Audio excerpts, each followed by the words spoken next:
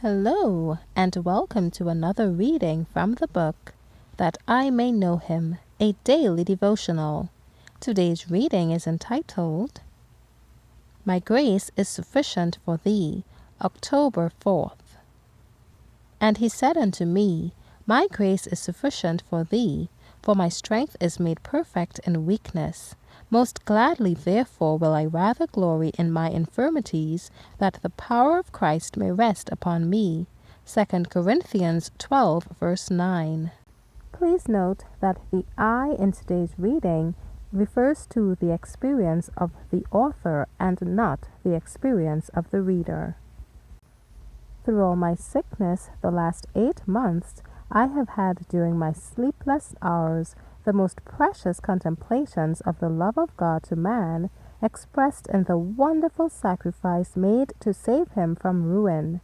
I loved to repeat the name of Jesus. How full of sweetness, light, and love it is! Looking upon the cross, all the humiliations and sufferings endured in bearing our sins, that his righteousness might be imputed to us, softens the heart and fills the soul with his love. When pain has seemed to be almost unbearable, I have looked to Jesus and prayed most earnestly, and he has been beside me, and the darkness has passed away, and all has seemed light. The very air seemed like precious fragrance. How glorious seemed the truth! How uplifting! I could rest in the love of Jesus. Pain was still my portion, but the promise, My grace is sufficient for thee, was enough to give me comfort. The sharpest pains seemed to be converted into peace and rest. For hours in the night season, I have had sweet communion with God. My mind seemed to be illuminated. I had no disposition to murmur or complain. Jesus was the spring of my hope and my joy and courage. Heaven has seemed to be very near, and Christ, the great physician, my restorer, the remedy of all my sickness. In him all fullness dwells.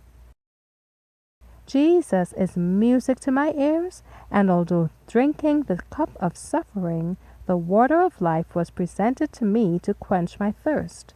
Christ is our righteousness, our sanctification, our redemption. Through these months of suffering, I have had such precious views of the goodness of Jesus that I want them never to become dim. I believe now that my sickness in this strange country is a part of God's plan. How urgently my soul pleads for the heavenly endowment. Of myself I can do nothing. The power and the glory is all of God. Thank you for listening today. Be sure to come back tomorrow to listen to another reading from the book That I May Know Him. Be encouraged.